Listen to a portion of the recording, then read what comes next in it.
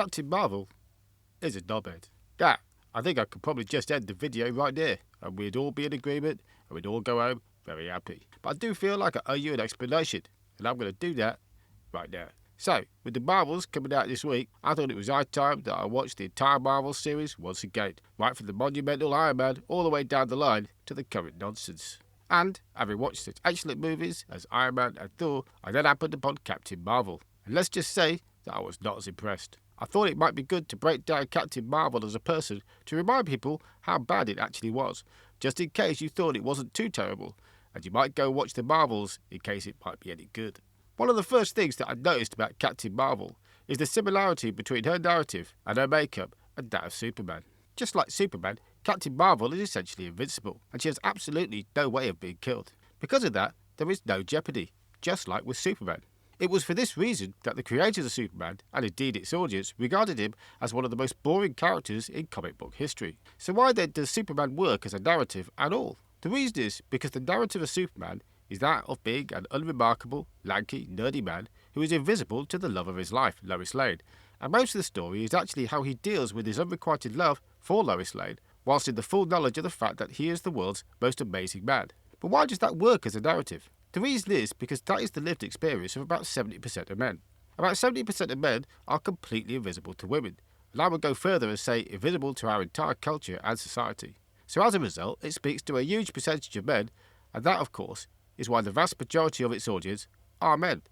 However, women do not have the same experience of life. That's not to say that there are no invisible women, because of course there are, but there are vastly less, and as a result, this narrative just does not speak to them. So unfortunately, what you're left with is just the boring part of Superman, and that brings me on to the point I'm trying to make, which is the most remarkable thing about Captain Marvel is just how boring she is as a person. The next thing that I noticed, right from the start, is how arrogant Captain Marvel is. Even though, for the first part of the movie, she is constantly being beaten down by her superiors, she still has this air of arrogance and superiority over everybody. Now, it turns out that she is in fact better than everybody, and that her superiors have been using some kind of inhibitor in order to hold her back. What could the feminist writers have been trying to say with this particular talking point? I'm not going to cover that, because that's been covered many times elsewhere, and I want to focus on how Captain Marvel is a knobhead. So, going back to talking about her arrogance, she carries this air of superiority when she gets to Earth, and in fact all the way through the movie. The way she speaks to Samuel L. Jackson and other authority figures from Earth is nothing short of condescending. Now, I heard one YouTuber by the name of Pillar of Garbage, and let's be honest, with a name like that, we were never going to get on, say that, well, when she arrives on Earth, she's come from a super advanced civilization. For her, it would be like us talking to ancient Egyptians, or a house cat. Presumably then, Pillar of Garbage, being a first world citizen, should he ever decide to visit a third world country such as India or Africa, will feel quite at home, feeling and acting superior to the locals, and talking down to them in the most condescending way he can muster. Now you could do that, but if you do, then you are a knobhead. And that's my point. Captain Marvel does do this, and that is precisely what makes her a knobhead. Now you might be thinking, but hold on, Billers, Iron Man, or rather Tony Stark, act exactly like this, and yet he's one of the most beloved characters of the MCU.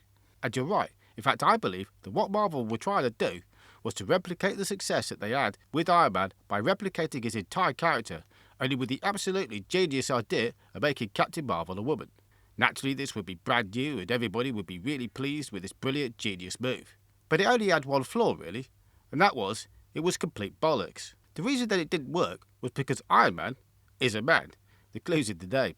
Iron Man, of course, is really Tony Stark, a ridiculously handsome, billionaire, genius playboy, played by Robert Downey Jr. And as we all know, men are afforded the privilege of being able to be a bit cheeky and arrogant once they become ridiculously handsome, billionaire, genius playboys who look like Robert Downey Jr. A privilege which is not afforded to women.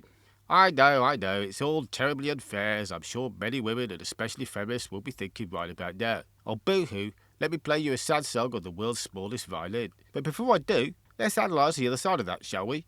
If you're not handsome, or in ridiculous shape, or a sports star, or wealthy, or in any way notable, then as mentioned, you are invisible to women, to our culture, and to our society. And I would go further and say that as a man in such a position, you are not even considered to be a fully human being. If you're sitting there saying, no, that's not at all true, then either you are a handsome, wealthy, or otherwise notable man, or you are a woman. Trust me on this, I'm a bin man, and that makes me an expert at being able to wear a high-vis jacket and remain invisible. Now let's take a look at how it is for women.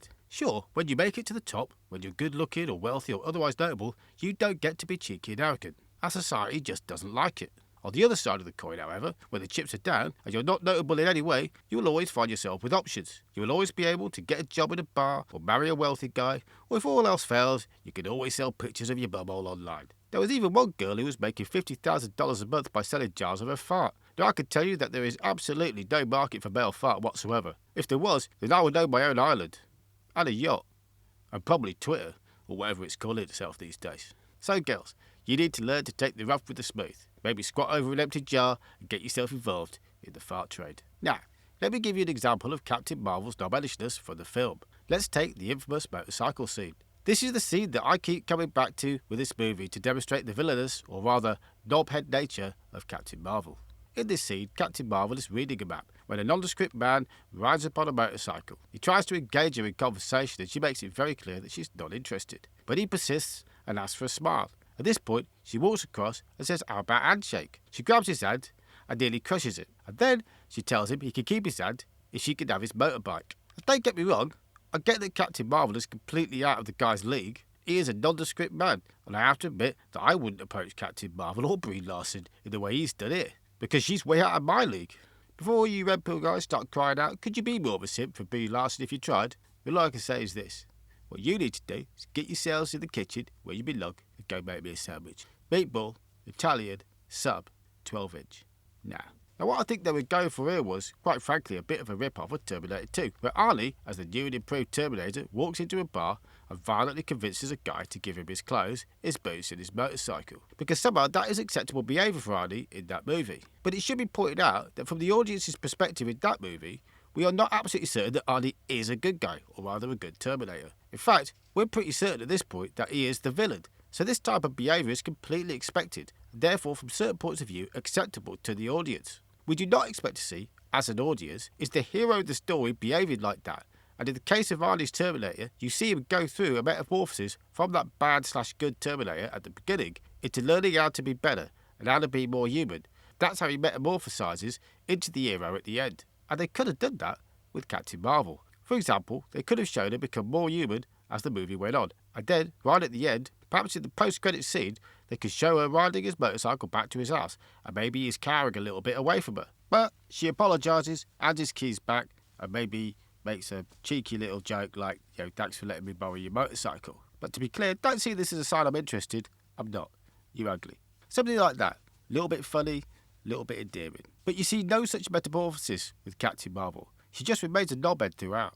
You might be thinking, or indeed at this point shouted, but bitters, this scene was deleted from the movie, and therefore you can't use it as evidence against Captain Marvel in this knobhead trial.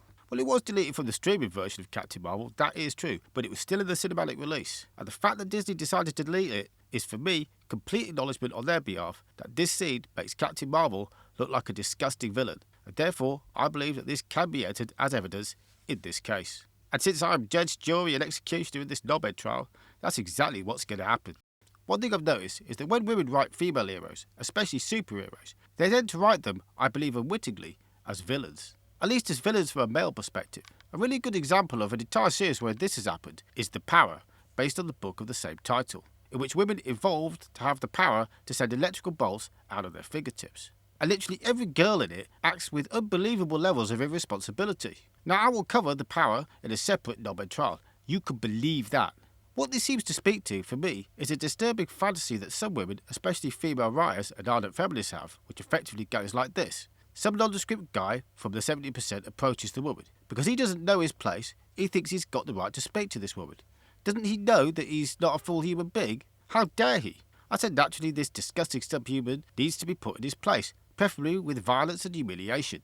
I want to be very clear, I'm not talking about women in general, but a small subset of what can only be described as knobheads. You know what I mean, feminists and the like. But either way, compare this violent superhero fantasy with its counterpart from Superman. Superman's fantasy, or rather Clark Kent's fantasy, is to be able to show Lois Lane how amazing he is as Superman, just so he can get her to notice him and maybe have some release on his unrequited love. But in the female superhero fantasy, someone is hurt. Of course, I suspect that feminists don't really regard the person being hurt as actually human, as I've mentioned, and that's why they're able to justify it. I should point out that in all of this, I'm talking about Captain Marvel. I'm not talking about Brie Larson. I've seen her in Scott Pilgrim vs. the World, the live-action version, and she was a great actress in that movie and lovely in all of the PR that surrounded the movie. So it's hard for me to believe that she suddenly turned into a hateful feminist bitch overnight. I noted at the time that many YouTubers who follow the industry of Hollywood filmmaking were talking about how everybody hated Brie Larson and how she was a really hateful person, and I couldn't help but feeling that these YouTubers had literally no idea of how Hollywood works, which makes me wonder if they should be reporting on the industry at all. Now, I spent a lot of time around actors and actresses. I've dated quite a few too. Of course, that was all back in the days when the big men were rock stars.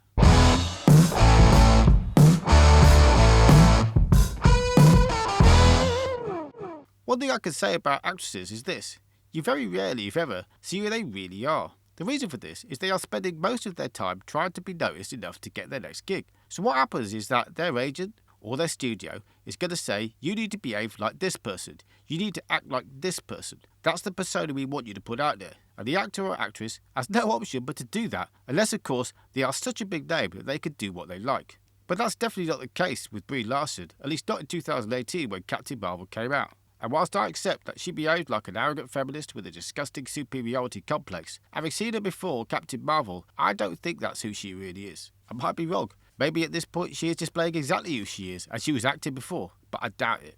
Now, Captain Marvel was not all complete crap, and I would be remiss if I did not mention the good parts.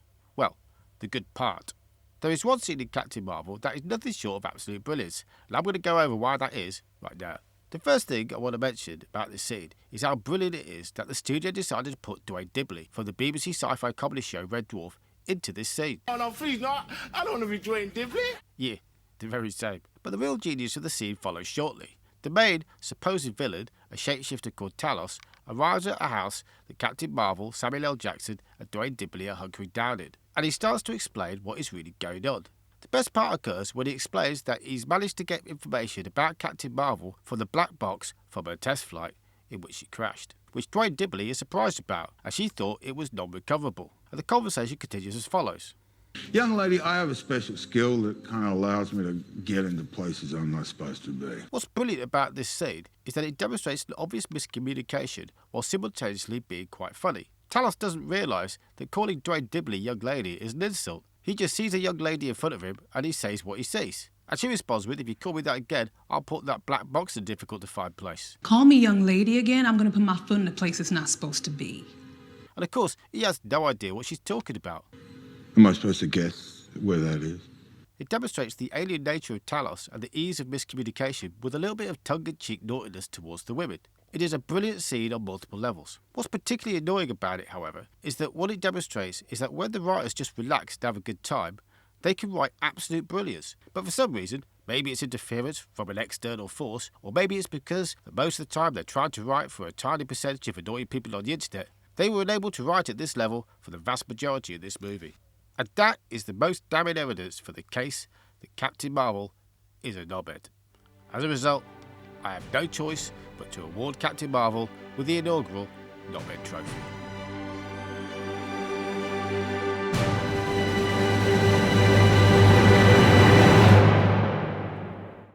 Don't I?